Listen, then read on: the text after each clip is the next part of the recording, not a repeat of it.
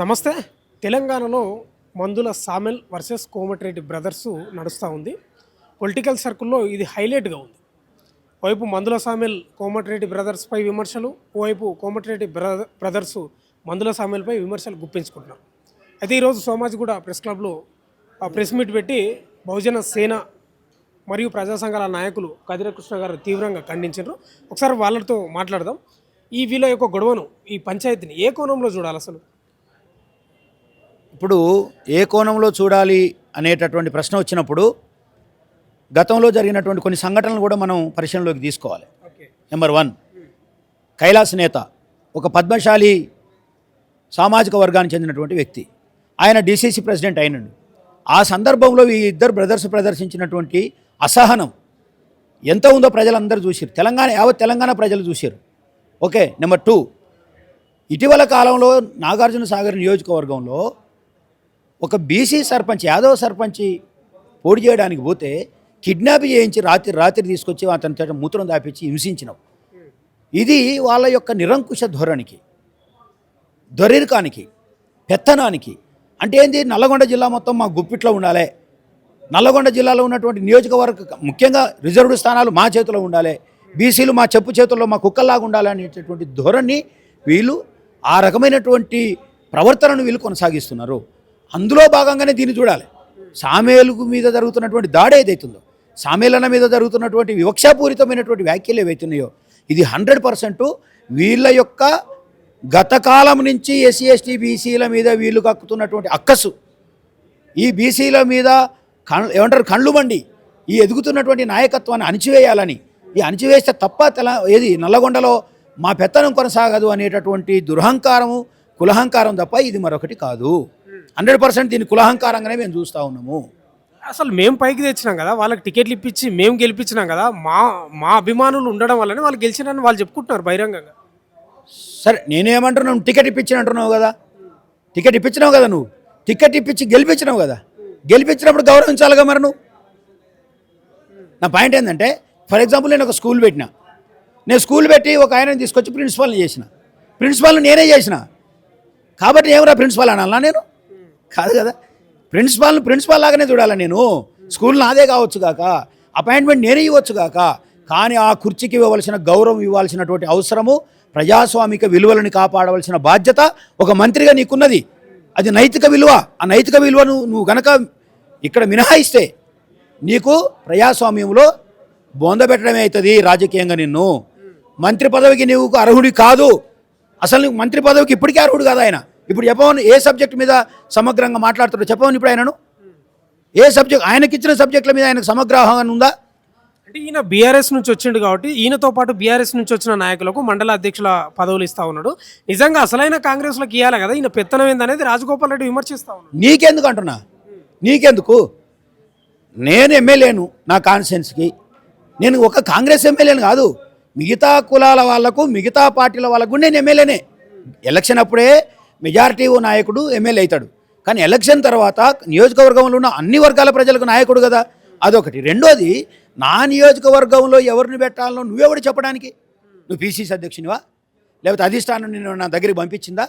లేకపోతే నువ్వు ఒక సాటి ఎమ్మెల్యేవయ్యా, నువ్వు కూడా బీజేపీ నుంచే వచ్చినావు కదా. కోమటిరెడ్డి ఏం చెప్తా ఉన్నాడంటే, నిజమైన కాంగ్రెస్ కార్యకర్తలు డబ్బులు వేసుకొని మందుల సామెని గెలిపించిండ్రు, ఈయనదేం లేదు పెద్ద పాత్ర అని చెప్తా ఉన్నాడు ఆయన. మేము కూడా అదే అంటున్నాం. నల్లగొండలో, మునుగోడులో సాధారణ ఎస్సీ బీసీలు పొయ్యిలు పెట్టి వంటలు చేసి వచ్చినటువంటి వాళ్ళకి భోజనాలు పెట్టి మిమ్మల్ని గెలిపించినావు. మరి నువ్వేం చేసినావు? కైలాస నేతను తిడతావు, మందుల సామ్యాల మీద చేస్తావు, వీరేశం పనికిరాడు అంటావు. నువ్వు పనికొస్తావా? సరే, నీ నల్లగొండ నియోజకవర్గంలో ఉన్న మండల అధ్యక్షులను నువ్వు కరెక్ట్ పెట్టినావా? చూపించాలా మరి నేను? మరి మందుల సామ్యాలను వచ్చి రేపొద్దున అపాయింట్ చేయాలా వేరే వాళ్ళను? నీకెందుకయ్యా? నీకేం సంబంధము? అంటే ఇంకో ప్రశ్న వస్తుంది కృష్ణ గారు. రాజకీయ సావుటప్పు మోగిస్తామన్నటువంటి మందుల సామ్యాల వ్యాఖ్యలకు మన స్థాయిని మించి మాట్లాడొద్దని కోమటిరెడ్డి బ్రదర్స్కి సంబంధించిన వాళ్ళ అనుచరులు మాట్లాడుతున్నారు. స్థాయి అంటే ఆయనకేం స్థాయి ఉంది? వాళ్ళకేం స్థాయి ఉంది? నువ్వు ఎమ్మెల్యే అంటే ముఖ్యమంత్రి క్యాండిడేట్లు అంట కదా. ఎప్పుడు నాకైతే ఇప్పుడు వినపడలే ముఖ్యమంత్రి క్యాండిడేట్ అని. నేను కూడా చాలామంది ముఖ్యమంత్రులను చూసినా, చాలామంది ముఖ్యమంత్రులతో నేను సన్నిహితంగా ఉన్నా, అది రాష్ట్రంలో చాలామందికి తెలుసు. కానీ నేను ముఖ్యమంత్రి హోదా ఉన్నటువంటి వాళ్ళని ఇట్లా చూడలే, ఇంత చిల్లరగా చూడలేదు నేను. ఒక రిజర్వ్ స్థానాలు గెలిచిన ఎమ్మెల్యే మీద మీ పెత్తనం ఏందే, మీ జులువేందే? ఎట్లా ఎట్లా చేస్తావు నువ్వు? ఇంకేమంటున్నావు? డబ్బులు ఖర్చు పెట్టినా అంటున్నావు. ఎక్కడి నీకు డబ్బులు చెప్పు? రేపు పొద్దున నేను నోటీసులు పంపిస్తున్నావు వీళ్ళకు. యాజ్ ఏ హైకోర్టు అడ్వకేట్గా నువ్వు డబ్బులు ఎట్లా పంచినావు, ఎవరికాడ తీసుకొచ్చి పంచినావు అని నేను లెక్కలాడని చెప్తున్నా. నువ్వు భారత ఎలక్షన్ కమిషన్కు లెక్క చెప్పాలి కదా. ఆ లెక్క చెప్పిన ఆ లెక్క చెప్పని 25 లక్షలు తీసుకొచ్చి ఇక్కడ పంచినా అంటున్నావు ఒక్కొక్కడు. మీకు ఎక్కడి ఆ డబ్బులు ఏమి తెచ్చిరు మీరు? అసలు మీ దగ్గర అవినీతి సొమ్ము ఉంది, మీ మీద ఎందుకు దాడులు చేస్తలేరు? కాంగ్రెస్ ప్రభుత్వం నిర్లక్ష్యం వహిస్తుంది. వెంటనే ఇద్దరు అన్నదమ్ముల మీద ఈడీ దాడులు చేపియండి. వాళ్ళ ఆస్తులు ఎక్కడి నుంచి ఉన్నాయి, ఎక్కడ అక్రమ ఆస్తులు సంపాదించరు? అసలు మీరు మామూలుగా తాగడానికే ఆస్తులు కుదబెట్టుకునే పరిస్థితి నుంచి వచ్చిన నువ్వు ఈ రాష్ట్రంలో ఒక ఎస్సీ ఎస్టీల కోసం పనిచేసినటువంటి నాయకుని మీద ఈ రకమైన వివక్షత పాటిస్తే, వివక్షపూరితమైనటువంటి వాతావరణం సూచిస్తే 100% సావుడప్పు కొట్టుడే. ఏమవుతుంది? 100% అంటే 200% ఉంది. అరే చంద్రబాబుని దించినాము, చంద్రబాబుని దించిన వాళ్ళము, ఇస్నూరు రామచంద్రారెడ్డిని దించిన వాళ్ళము, వైఎస్ రాజశేఖర రెడ్డిని దించిన వాళ్ళము, నిన్ను దించలేమా? ప్రజాక్షేత్రంలో అది కూడా మెజారిటీ ప్రజలు ఎస్సీ ఎస్టీ బీసీలు 70 నుంచి 80% ఉన్నారు. మెజారిటీ ప్రజల ముందు నీ ఆటలు సాగవు వెంకటరెడ్డి. ఇప్పుడు మేము చదువుకున్నాం, చైతన్యమైనాం. ఇవాళ తుంగతుర్తి ప్రతి కాన్స్టిట్యున్సీలో ప్రతి మండలంలో మేము పరిపాలించుకునే దమ్ము ధైర్యం మాకుంది. నీ గోషి నువ్వు పెట్టుకో, నీ నియోజకవర్గాన్ని నువ్వు చూసుకో. అక్కడ నువ్వు సరిగ్గా చూసుకున్నాక మాట్లాడేదన్న ఉంటే నీ నియోజకవర్గంలో గుంతలు లేవా చూపించాలనా? నీ గోషి నువ్వు పెట్టుకోవా, నీ తప్పులు పక్కన పెట్టుకొని ఇక్కడికి వచ్చి మాట్లాడుతుంటావేంది? మందుల సామెలు టికెట్ కోసం ప్రాధేయపడిండు రాజగోపాల్ రెడ్డిని అనేది పెద్ద వార్త. ఆయననే చెప్తా ఉన్నాడు. రాజగోపాల్ రెడ్డి అమిత్ షా కాడ పోయి ప్రాధేయపడలేదా?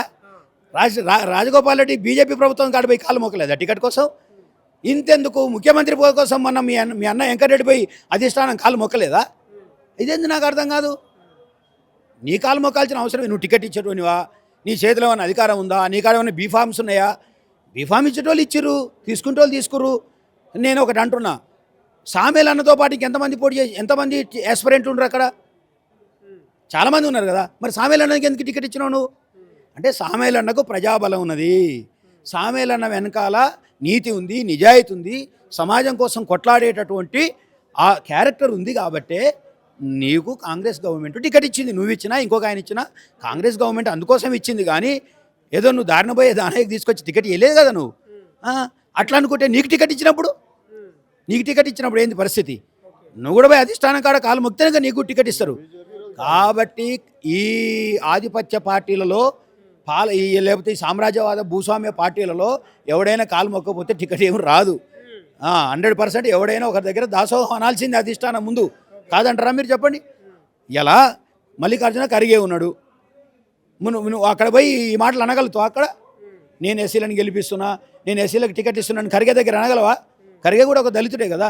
అంటే మెయిన్గా కృష్ణ గారు ఈ ఎస్సీ రిజర్వ్ స్థానాల్లోనే ఎందుకు ఈ పంచాయతీ వస్తూ ఉంది? ఇది చులకన కదా. ఇప్పుడు ఉదాహరణకి కోదాడ పోయిండు అనుకో, అక్కడ ఊరుకుంటారా? హుజూర్ నగర్ పోయిన అనుకో, ఉత్తమ్ కుమార్ రెడ్డి ఊరుకుంటాడా? తరిమి కొడతాడు, గోసు ఇచ్చింది అంగ కొడతాడు, లాగులో పోసుకోవాలి. ఎందుకంటే ఇక్కడ ఈజీగా ఉన్నారు కదా. ఎస్సీలను ఏమన్నా ఏం కాదు, కొట్టినా ఏం కాదు, తిట్టినా ఏం కాదు, దాడి చేసినా ఏం కాదు, వాళ్ళ ఆస్తులు గుంజుకున్నా ఏం కాదు, వాళ్ళ నియోజకవర్గాలు గుంజుకున్నా ఏం కాదు.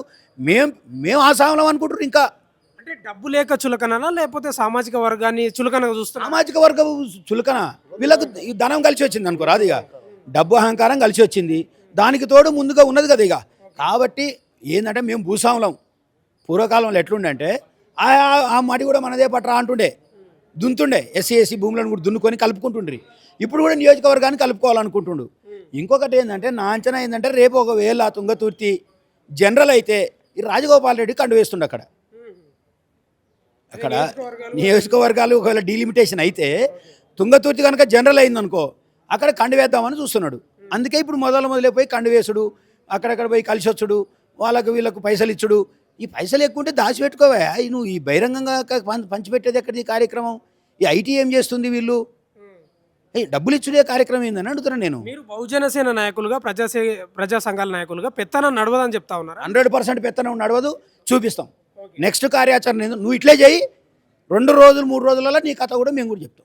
కదిరే కృష్ణ గారు యాక్టివ్ అయ్యారని అనుకోవచ్చా? 200% యాక్టివ్ అవుతాం. ఎందుకు కాము? 200% యాక్టివ్ అవుతాం. ఒక హైకోర్టు న్యాయవాదిగా, ఒక సామాజిక వర్గ నాయకుడిగా నేను కూడా ఎమ్మెల్యేగా పోటీ చేసిన. ఎవరి మీద చేసి తెలుసా నేను? ఇప్పుడున్న ముఖ్యమంత్రి మీద పోటీ చేసిన, సమాజ్వాదీ పార్టీ నుంచి అఖిలేష్ యాదవ్ నాయకత్వంలో పోటీ చేసిన నేను. కానీ మరి ఇప్పుడున్న ముఖ్యమంత్రి నన్ను ప్రచారం చేయొద్దని ఏమనలే, నన్నేం బెదిరించలే. వాళ్ళైతే ప్రచారం చేసినా నేను అట్లే ప్రచారం చేసిన. నేను జైపాల్ రెడ్డి మీద పోటీ చేసిన ఎంపీకి. జైపాల్ రెడ్డిని ఓడగొట్టడానికి కారకునైనా నేను, ముఖ్యమంత్రిని ఓడగొట్టడానికి కూడా కారకునైనా నేను. మరి నన్ను ఏమి వాళ్ళు ఏమి కొట్టలేదు, చంపలేదు, వాళ్ళు నా మీద ఏం జులుం చేయలేదు. సరే నీ పని నీది, మా పని మాది అనుకున్నాం, పని చేసినాం. ప్రజాస్వామ్యంలో ఆ విలువలు అవసరం. ఒకనాడు వాజ్పేయి కాంచి, నెహ్రూ కాంచి మొదలుకుంటే ఇక్కడి వరకు, రాజశేఖర రెడ్డి నుంచి ఇక్కడి వరకు కూడా ప్రజాస్వామిక విలువలకు కట్టుబడి పనిచేయాలి మనం. రాజకీయాలే, వ్యక్తిగతమే. నువ్వు ఒకవేళ నిజంగానే నీకు ప్రేమ ఉంటే తుంగతుర్తి ప్రజల మీద ఎమ్మెల్యే గారికి ఫోన్ చేసి, ఎమ్మెల్యే గారు నేను వస్తున్నా నీ కాన్సెన్స్కి, మన ఇద్దరం కలిసి తిరుగుదాం బ్రదర్, మన ఇద్దరం సమాజంలో ఇద్దరం రెండు కళ్ళ లాంటి వాళ్ళము, మనం కలిసి తిరుగుతామున్నాం అని ఆయన దగ్గర పోయి ఆయన కలుపుకొని ఎమ్మడి తీసుకొని పోవాలి. నువ్వు మంత్రివైనా ఎమ్మెల్యేవైనా. నేను నీ ఇంటికి వస్తా, డోర్ కొడతా, ఏమంటా రావచ్చు అని అడతా. కానీ నేను డోర్ బలగొట్టి లోపలికి వస్తే నువ్వేం చేస్తావు? అంటే కదిర కృష్ణ వార్నింగ్ ఇస్తున్నాడా, సలహా ఇస్తున్నా? 100% వార్నింగే. సలహా ఎక్కడిది? సలహాలు ఇచ్చే రోజులు పోయినాయి. ఇది 100% వార్నింగే. మీరు ఆపకపోతే, క్షమాపణ చెప్పకపోతే నెక్స్ట్ మా కార్యాచరణ ఏందో మేము చూపిస్తాం ఎస్సీ ఎస్టీ బీసీలుగా. Thank you. ఈ ఎంటైర్ ఎపిసోడ్కి సంబంధించి పెత్తనం నడవదు, కోమటిరెడ్డి బ్రదర్స్ అని చెప్తా ఉన్నాడు. చూస్తూనే ఉండండి మన తొలి వెలుగు.